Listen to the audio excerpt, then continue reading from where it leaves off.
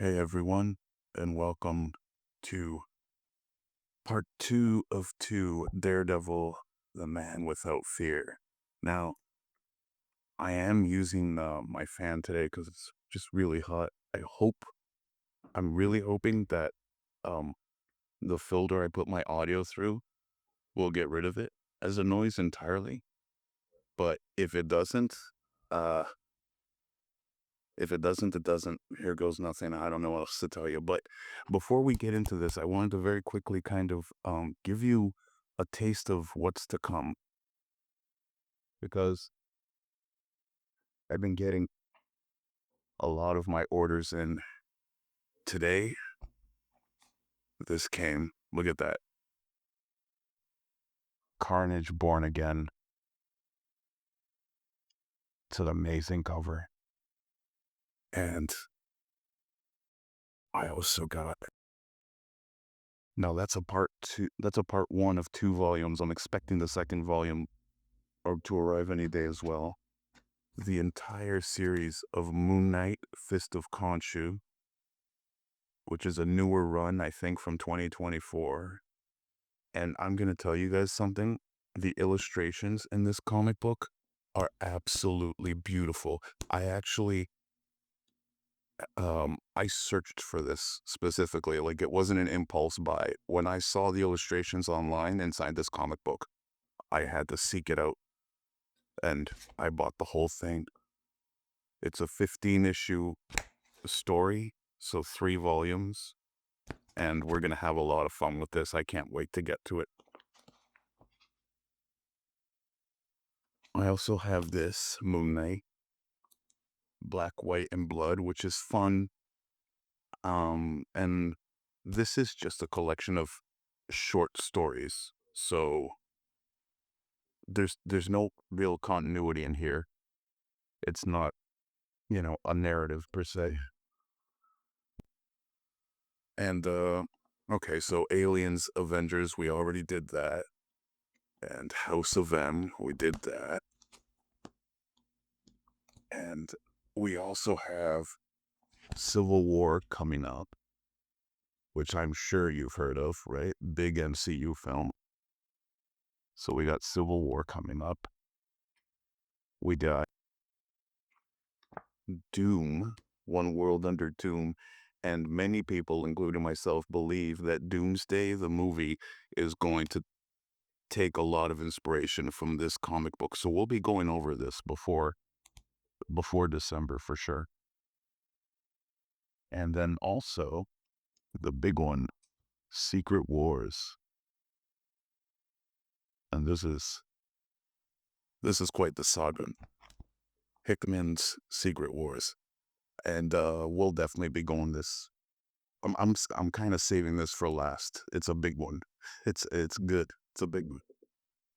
All right. And I don't know. I just kind of wanted to show you guys my collection because, like I said, this is sort of a recent hobby for me.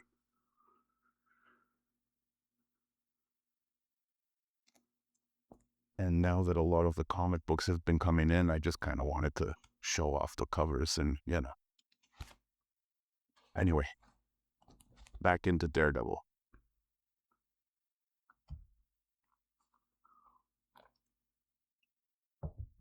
So let's see where we left off here. Oh boy, we're quite far behind.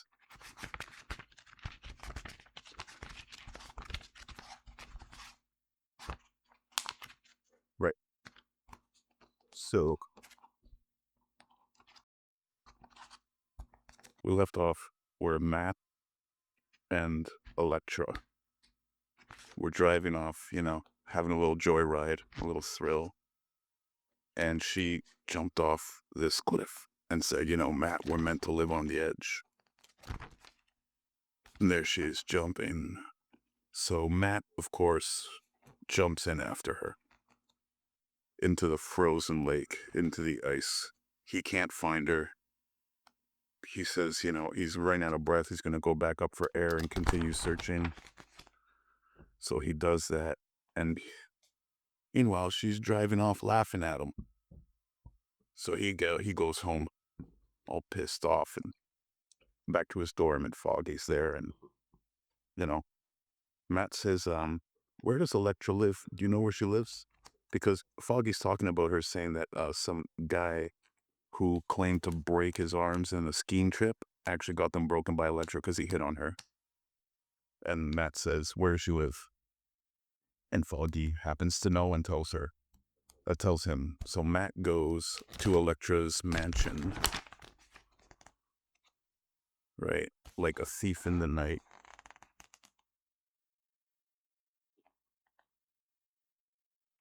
And he even tells himself that this isn't an impulse. He can control himself. This is just a one-time thing. So he's kind of lying to himself. And he makes his way into her room. And he smells around. And to him, this is a very intimate action. Being blind, smelling is almost like touching her body. These are the words from the panels. I'm not making that up. So anyway, he's snooping around. He notices a dog's coming, but he doesn't mind. He says, dogs love me. And the dog immediately attacks him. It's a guard dog. He kicks the dog. And then he kicks the guard who's with the dog. And the guard who's with the dog goes through a window. And then he goes through another window and crashes into a ball that Electra's dad is hosting, who is some big diplomat with a lot of power, and falls right onto the piano that she was playing, giving a recital for the people. And she looks up and she sees Matt, and I mean, you can tell by the look on her face. She's quite taken, quite impressed. And then the guns start firing at Matt, the guards. And she never stops playing. He can still hear her playing as he runs away. And she's blushing. So it's very sensual, this whole thing, in an odd way. But, her dad tells her, everything's going to be okay. And so her name is Electra Nachos, and that's her dad. And that's supposed to be a Greek name. I'm Greek. I've never heard the name Nachos. It sounds more Mexican than Greek to me, but she's Greek. Opa. All right, anyways. Right. And here the guards are talking about how they shot at him, and one of the guards hit Matt, and Matt's bleeding. They shot him in the hand or something. And they talk about, oh, he couldn't have gotten far away, but Matt has gotten quite far away, even though he's bleeding out. He's made it all the way back to his dorm almost. And he keeps falling and getting up, and he loses count of how many times he's fallen. But he finally gets back to his dorm, and he's talking to himself, and he's saying, just stay awake, just stay awake. Stop the bleeding, stay awake, you're fine. Ignore the pain, stay conscious. He's trying to talk himself through it. And he stitches himself up in his little tighty whities. And he notices someone's in the shower, and it's not Foggy. And we see a woman's hands. Cut to Foggy returning to the dorm, and the door's locked, and Matt says, just give me a minute. And Foggy's out there waiting for 20 minutes until out comes Electra. Then when Foggy enters the room, this is the state he finds it in. And Matt's, he's happy. He says she's a wonderful girl. What does he say exactly? She's a very nice girl, Foggy. And Electra feels alive, but she can't turn it off. She needs more. So she goes downtown, and she lets all these thugs see her. She stalks them out, and then she makes her presence known. And she walks into an alley and lets them follow her. She hears voices, and she has to do what the voices say. The voices want innocent victims, but she doesn't want to kill innocent people, so at least she'll choose the scum of the earth as her victims. And they follow her in there, and she gets undressed. And these thugs get ready to do what they're gonna do. A knife comes out. Before they know it, there's an elbow. A knee to the chin, and this one's dead, it says instantly. Another one fires a gun, and she uses this dude as a human shield. There's two dead. This just makes quick work of these guys.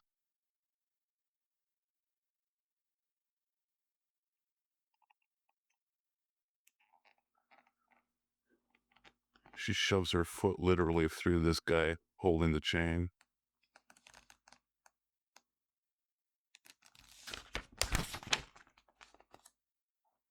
This is disgusting. I saw this once in The Last Scout with Bruce Willis. She shoves the dude's nose, bones into his brain or whatever.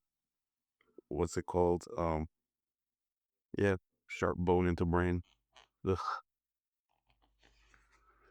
And before you know it, she's killed them all, and it takes the cops so long to get there that she just takes a cab home, leaves a nice little calling card, "I love New York," and that's that. And meanwhile, she's having a great relationship with Matt, and she says she only feels alive when she's playing around with Matt, when they're running on rooftops or working out or, just doing their thing, making love. And Matt is so happy. He doesn't even hear the teacher calling him in class. He's just lost in a dream. Speaking of which, while he's sleeping in his dorm, who visits him? Our old friend Stick. And Stick is not happy at all, and he says, "You stay away from Electra. You failed me, you let me down. You stay away from her or I will end you." And then it's almost like a dream. Matt wakes up and he's not sure if that actually happened or not. And he tells himself, why would Stick say that? There's no way she's a bad person.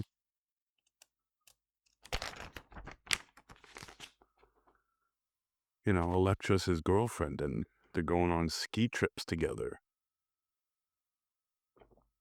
and making love by the fireplace. And she just casually tells Matt, "You don't ask me anything. You don't know anything about me at all. Last night I killed 5 men. Well, actually, one of them was a woman," she says. And Matt just laughs it off like it's a joke. And the entire time she's thinking to herself, she knows that this can't go on forever. This can't last. She knows she can't keep Matt.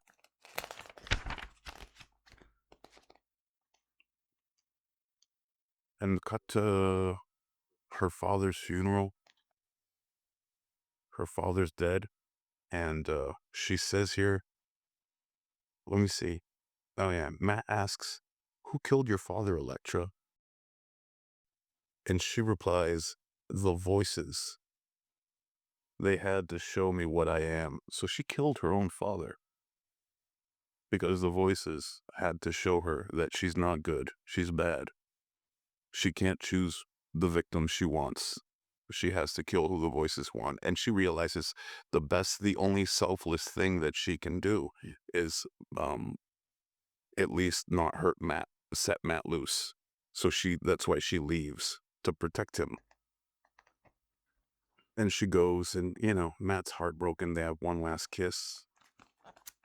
And then we cut to a mafia meeting, and the mob is complaining to the boss in charge over here, this guy, that the old racketeering, it's not bringing in the profits. It's not, there's so much money to be had in drugs and human trafficking and pornography and all that kind of stuff. But this guy wants nothing to do with it. He says, "No, we're sticking to the old ways, and that's that. We're not going to burn down our own neighborhoods." So anyway, everyone leaves, and he's alone, and he's talking to him. He's talking to someone in the room, and this is a really awkward part of the comic. But I guess he's talking to some guy who's his personal assistant who gives him massages or something like that. And he's like, "Oh, I need your strong hands. I'm so stressed out because of that meeting." And before you know it, his head snaps. Or I guess the guy breaks his neck. And you guessed it, it's the Kingpin. And the Kingpin has been planning this for years and um, making all the right friends, talking to all the right people, planning everything secretly. And the time has come now that the entire mob is against him. They're tired of the old racketeering. They want to make profits. The perfect man for the job's come along. Have a little bit of a sip of beer here. Just a second.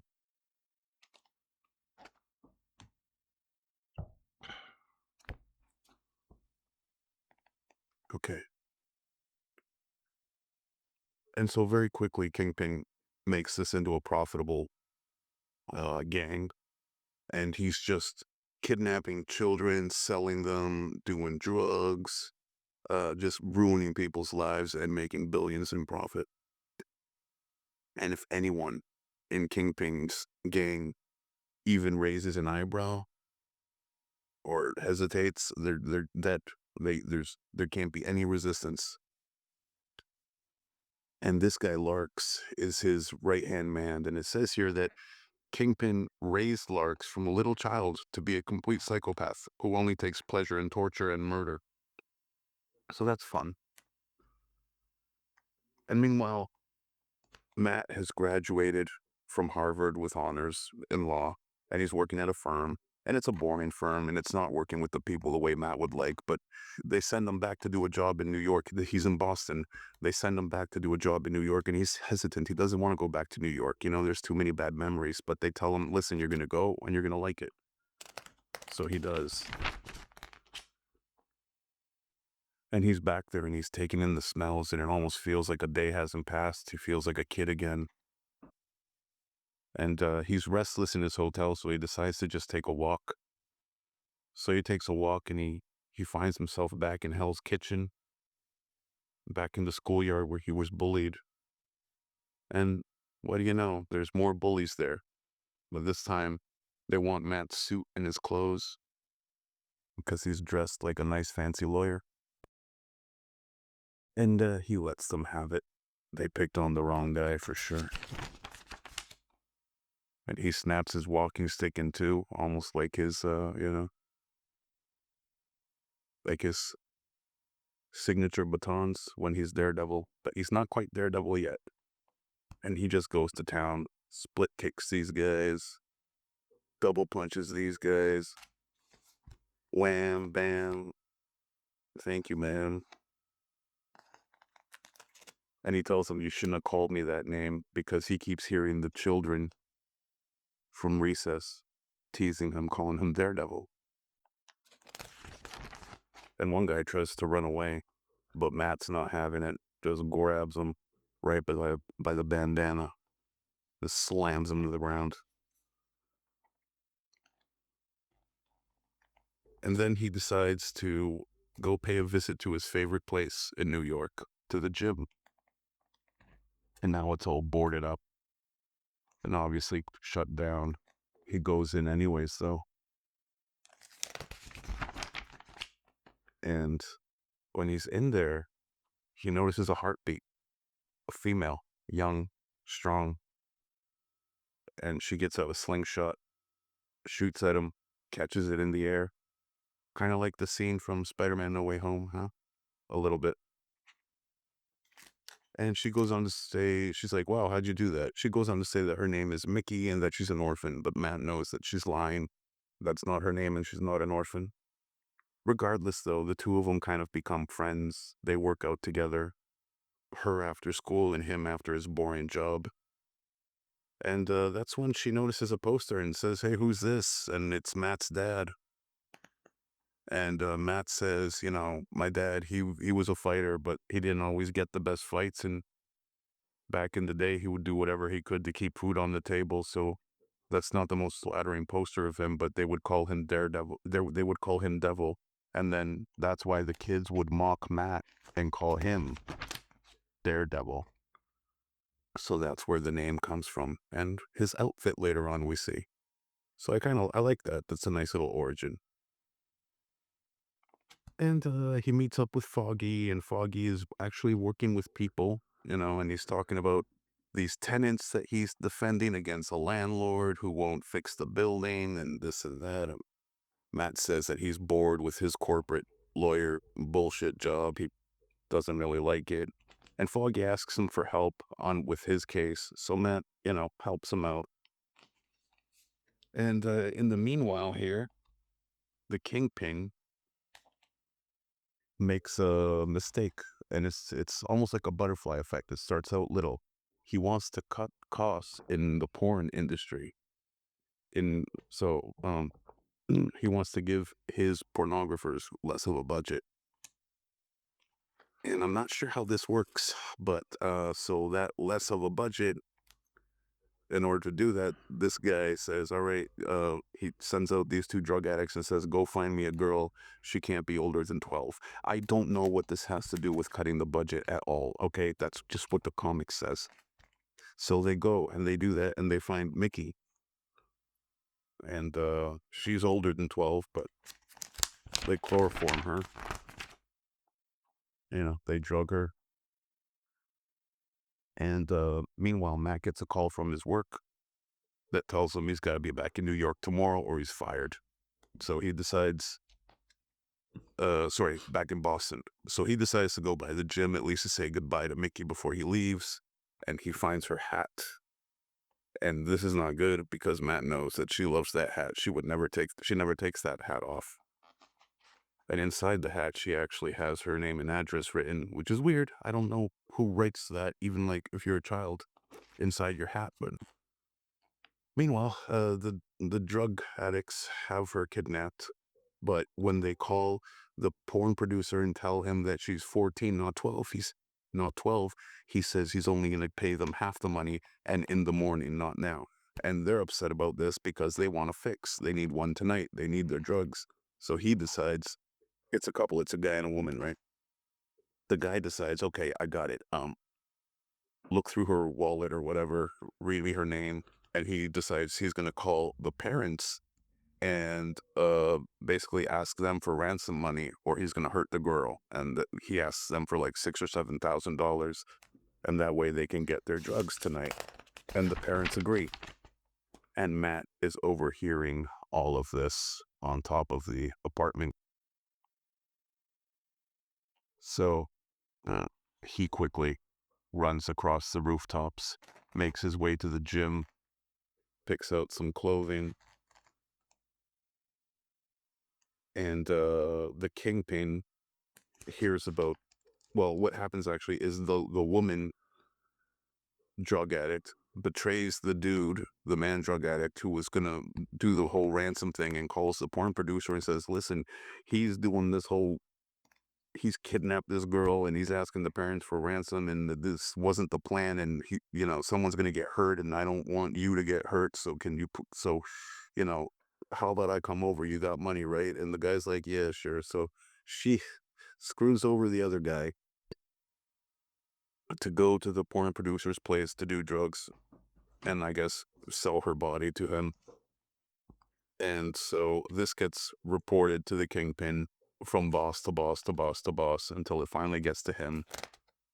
And he says, well, this is one hell of a mess up. All right. He says, Larks, you take care of the producer, take care of the junkies, and the girl's yours, meaning Mickey. So as the porn producer is about to get into his car to go have a fun time with that woman, it blows up, and it's Larks. And meanwhile, the father, Mickey's father, goes to drop off the money for her ransom, and Matt's all over this. He's stalking.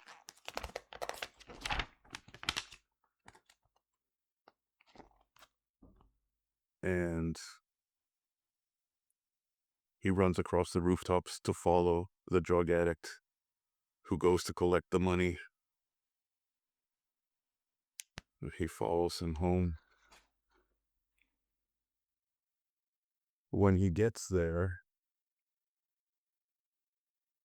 the drug addict's all, proud of himself. I'm a genius. He gets to his apartment. As soon as he goes to open the door, boom, bullet in the head. And Matt sees this. And it's Larks, the Kingpin's best guy. So he's been waiting for the dude to come home. And he notices Matt and he starts firing. But he can't get Matt. Matt disappears. So he calls the Kingpin and he says, it's not a sound, no sign of him. He says the junkies are dead, the producer's dead, and he has the girl, but this new guy, he could be a cop. He doesn't know what's going on, what Matt's deal is. And Kingpin says, no, there's no way that was a cop. Too many police are on my payroll for them to provide such a surprise. So he says, we face a new opponent. Meanwhile, at the docks in this warehouse is where Kingpin is keeping all the children that he abducts to sell into, well, I don't need to explain it. But anyways, this is where all the kidnapped children are, and Matt's there. And he's rocking the bandana over his eyes, the half mask. And he's listening, and he can hear singing. The children, I guess to pass the time and to help with the anxiety of being locked up, they all kind of sing together. And it freaks the guards out too, but whatever. And Larks actually likes it. He's like, that's a nice touch. You teach them how to sing. This guy's like, yeah, we came up with the idea. I thought of it myself. I thought you'd like it. Actually, wait. Matt's preparing his plan, his attack, right? And there's two guards here on the roof.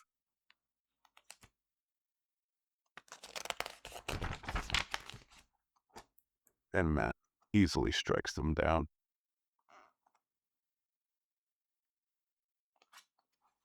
And then there's a third guard wearing headphones. And Matt says that's such a rookie mistake. Matt doesn't even listen to music. He says that, like, not even in his free time. So obviously, he takes care of that guard as well. And he's ready to go rescue Mickey, but not before he disables all of their cars so that no one can escape. And now he's really ready to go in. Guys, it's been 27 minutes and we still have another issue to go. Oh, shucks.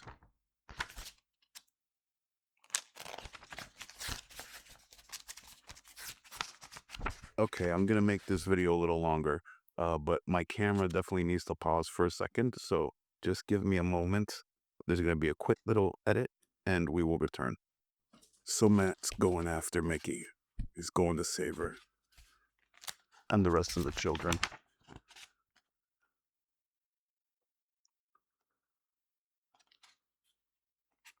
He makes his attack meticulously, taking out every guard.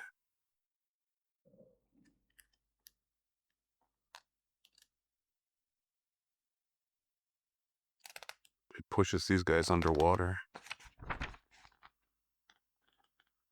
and takes them out underwater. And then there's an explosion.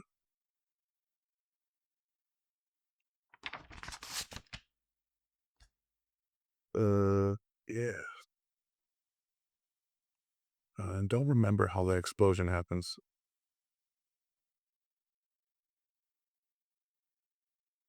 But he gets a hold of grenades underwater anyways, and they explode here at the pier. So Matt jumps everyone.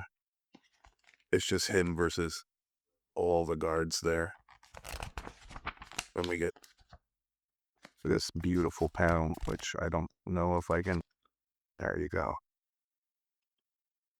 Centerfold. Just beating them silly with a bloody baton.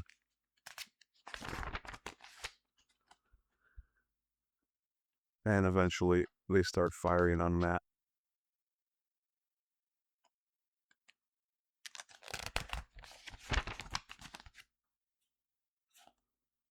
Larks grabs Mickey. I don't know how he knows that Mickey is particularly special, but I guess the Kingpin did say that he can keep her, so he grabs Mickey and he's on the run. But the car won't start because Matt has already sabotaged the cars. But as all this is going on, the cops arrive and they see Matt and they tell him to freeze, and Matt can't do anything. He's not gonna fight the police, so he gets put in handcuffs and shoved in the back of a cop car while Larks is escaping with Mickey. And she cries out, Matt. She knows it's him because only he could do this. She knows that how special his abilities are. And Matt hears that in the back of the car, in the back of the cop car. And he makes a choice. And he just kicks through the partition, the cage in the police car.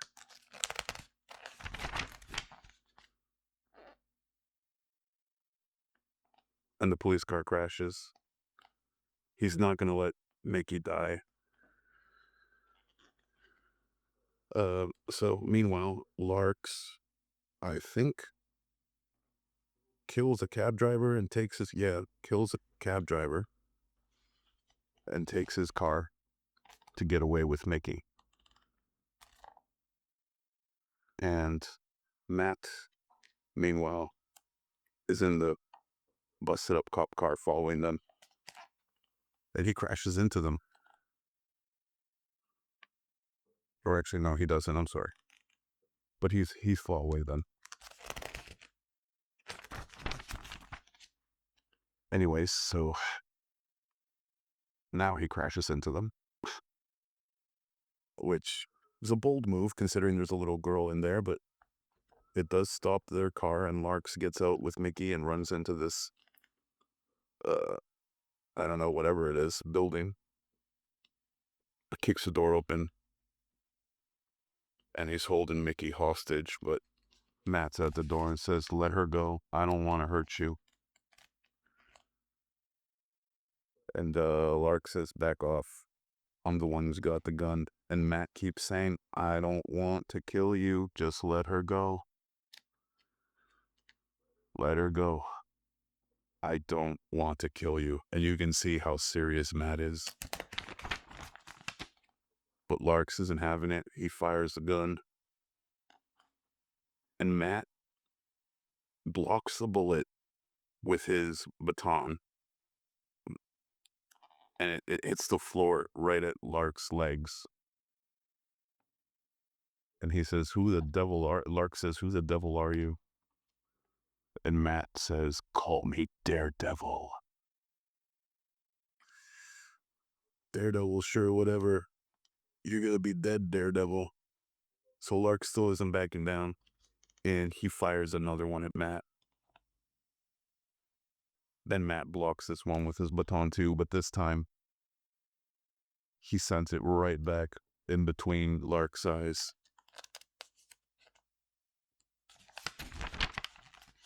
And Lark's is dead. And the Kingpin knows that he's made a formidable foe in Daredevil. And anyways, long story short, or not so short, Nelson and Murdoch, Foggy and Matt, they're talking about opening a firm, and they're gonna take out a loan. Well, Foggy's dad is gonna give them the money, basically lend them the money, and they flip heads and tails to see whether they're gonna call it Nelson and Murdoch or Murdoch and Nelson. And tails is Nelson and Murdoch, I think. And the coin kind of gets away from them, and someone at the end of the table grabs it. They're in a diner, you know.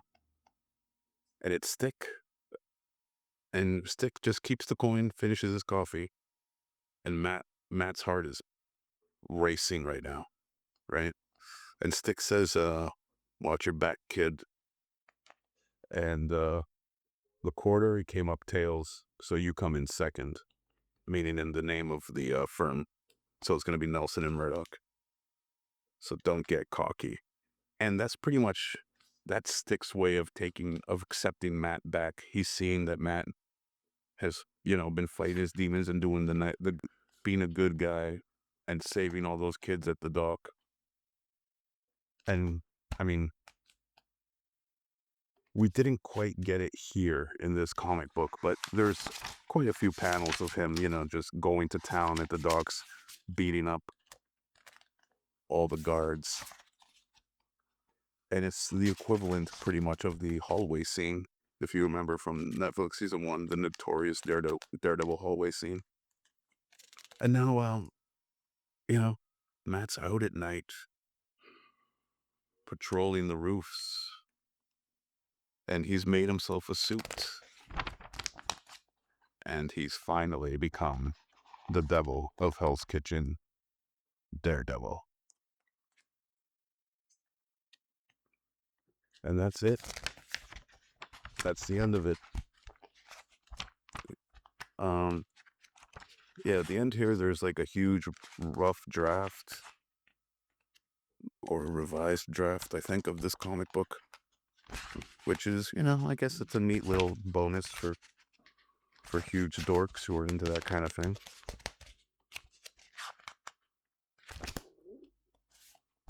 That's it. That's The Man Without Fear.